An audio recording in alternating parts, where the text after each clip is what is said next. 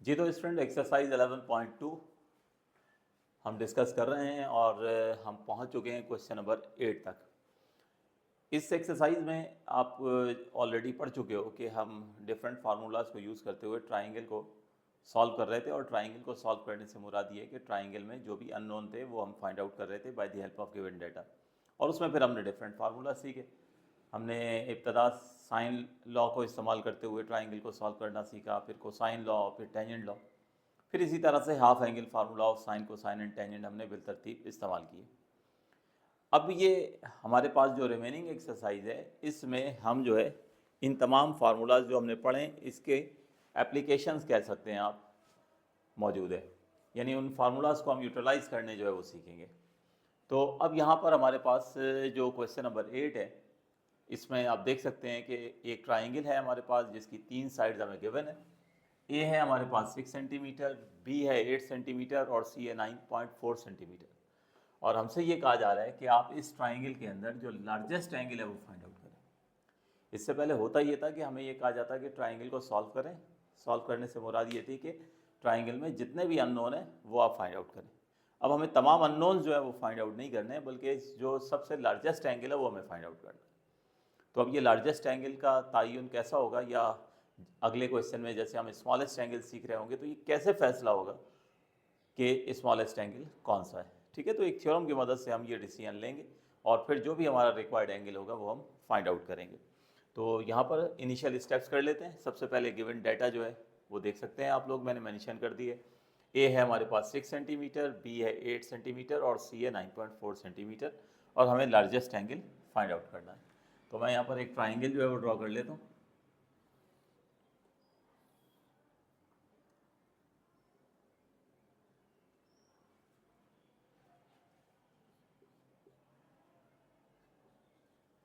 तो ये ट्राइंगल मैंने ड्रॉ कर लिया, ए बी और सी। वर्टेक्स ए के सामने जो साइड है उसे ए से रिप्रेजेंट करेंगे, वो है हमारे पास 6 सेंटीमीटर। वर्टेक्स बी के सामने जो साइड है उसे बी से रिप्रेजेंट करेंगे, वो है 8 सेंटीमीटर। और वर्टेक्स सी के सामने जो साइड है वो है 9.4 सेंटीमीटर, जिसे हम सी से रिप्रेजेंट करेंगे। तो ये तीन हमारे पास जो है ये साइड्स हमें गिवन है। ठीक है, ए जो है वो 6 है, बी जो है वो 8 है और सी जो है वो 9.4 है। अब इसमें तीनों एंगल मालूम नहीं करने, हमें लार्जेस्ट एंगल मालूम करना है।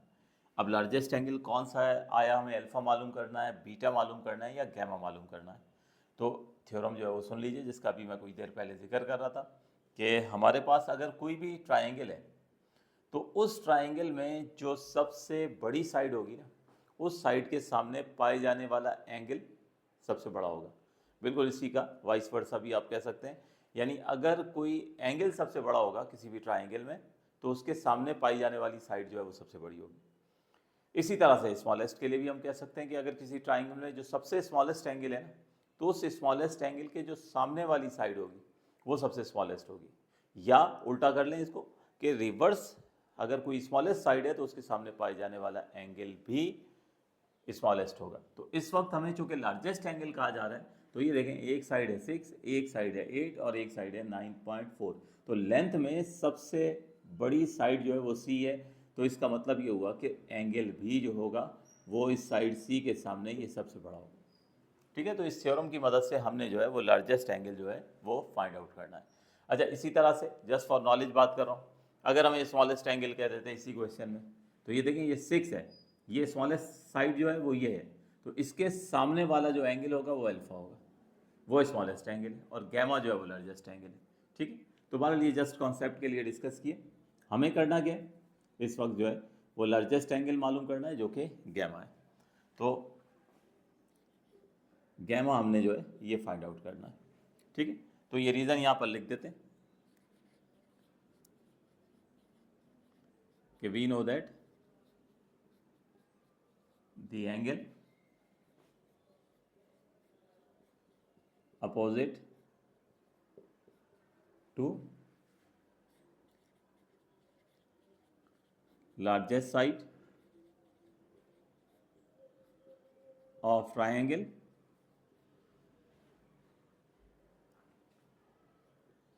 is the largest angle। यानी वो एंगल जो लार्जेस्ट साइड के अपोजिट होगा वो लार्जेस्ट एंगल होगा।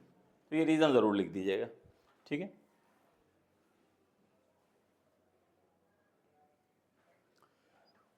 अब ये लार्जेस्ट एंगल आपने मालूम करना है, तो इस आपके पास चॉइस है, बड़ी ओपन चॉइस है। यहाँ पर आपको इस क्वेश्चन में बाउंड ही नहीं किया गया। इससे पहले हम साइन लॉ भी पढ़ चुके हैं, हम कोसाइन लॉ भी पढ़ चुके हैं, हम टेंजेंट लॉ भी पढ़ चुके हैं। उसके अलावा जो है हम लोग हाफ एंगल फार्मूलाज भी पढ़ चुके हैं। तो चूँकि एग्जाम में जब ये क्वेश्चन आता है तो कोई इसमें आपको बाउंड नहीं किया जाता, आपसे सिर्फ ये कहा जाता है कि लार्जेस्ट एंगल या स्मॉलेस्ट एंगल जो है वो फाइंड आउट करें। एग्जामिनेशन पॉइंट ऑफ व्यू से भी ये क्वेश्चन इंपॉर्टेंट है, ठीक है। तो आपकी चॉइस है, ठीक है। कोशिश किया करें, अगर एक दफ़ा ये क्वेश्चन आपने मिसाल के तौर पर साइन लॉ से किया तो दूसरी दफ़ा कोसाइन से कर लें, तीसरी दफ़ा कभी करें तो इसको हाफ एंगल फार्मूला से कर लें, ठीक है। तो जिस तरह चाहें आप इसको जो है वो कर सकते हैं। तो अभी बहरहाल मैं इसको जो है यहाँ पर साइन लॉ से भी करना चाहूँ तो साइन लॉ से कर सकता हूँ, वो तो डाटा के मुताबिक होगा, और कोसाइन से करना चाहें तो कोसाइन से भी कर सकते हैं।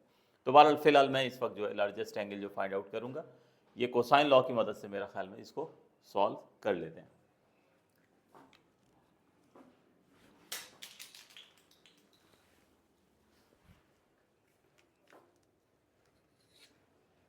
तो हेडिंग लिख लेते हैं, फाइंड लार्जेस्ट एंगल, या लिख लें फाइंड गैमा, जो लिखना चाहें, क्योंकि रीज़न तो हम वैसे ही बता चुके हैं कि गैमा हमारा जो है वो लार्जेस्ट एंगल है।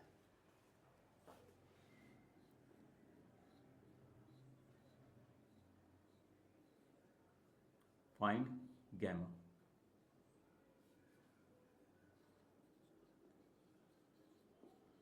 Using cosine law. अच्छा, यहाँ पर मैंने जो है हाफ एंगल फार्मूले से इसलिए नहीं किया कि पहले जो है साइन, उसके लिए क्या करना पड़ेगा आपको, साइन या कोसाइन का अगर आप जो है वो हाफ एंगल फार्मूला इस्तेमाल करते हैं, पहले एस कैलकुलेट करना पड़ेगा, फिर फार्मूले में पुट करना पड़ेगा। तो इस क्वेश्चन के लिए जो है स्मॉलेस्ट या लार्जेस्ट एंगल निकालना, तो सबसे ज़्यादा जो फिजिबल होगा, ठीक है, वो हमारे लिए कोसाइन लॉ होगा। तो using cosine law cos gamma, तो कॉस गैमा जो है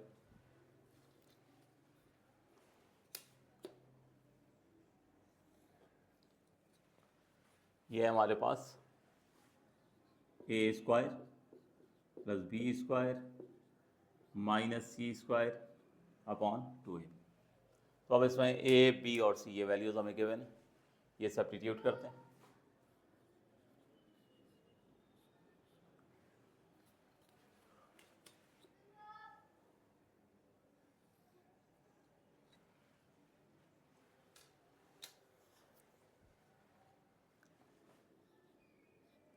तो ए है 6, बी है 8 और सी है 9.4। ये वैल्यूज़ हमने यहाँ पर पुट कर दी हैं। बस अब ये वैल्यूज़ पुट करके जो है हमने कैलकुलेशन जो है वो करनी है, तो हमें जो है वो लार्जेस्ट एंगल जो है वो मिल जाएगा।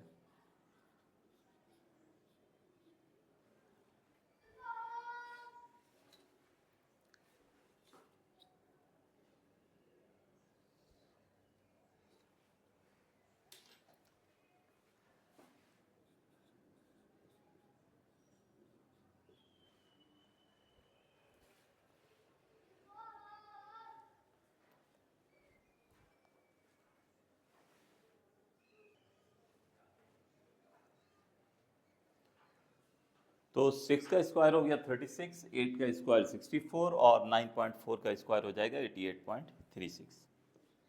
In the next step simplify करते हैं।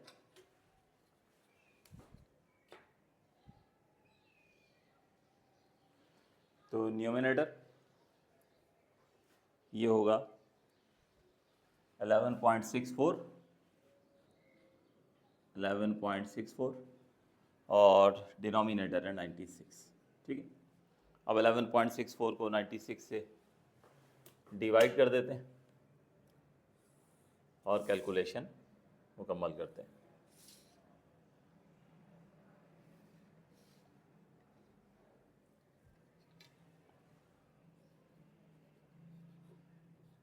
तो कॉस गैमा ये बनता है 0.12125 कॉस गैमा 0.12125।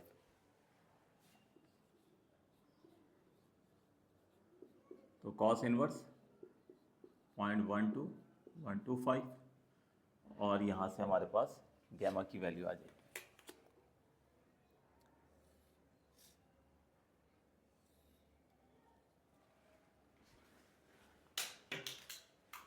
सॉरी,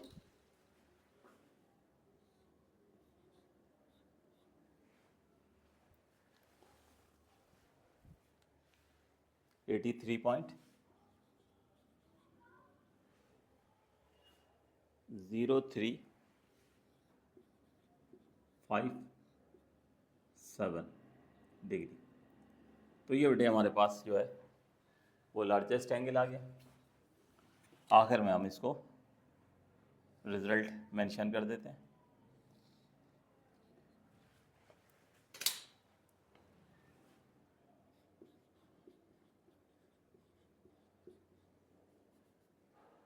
तो देयरफॉर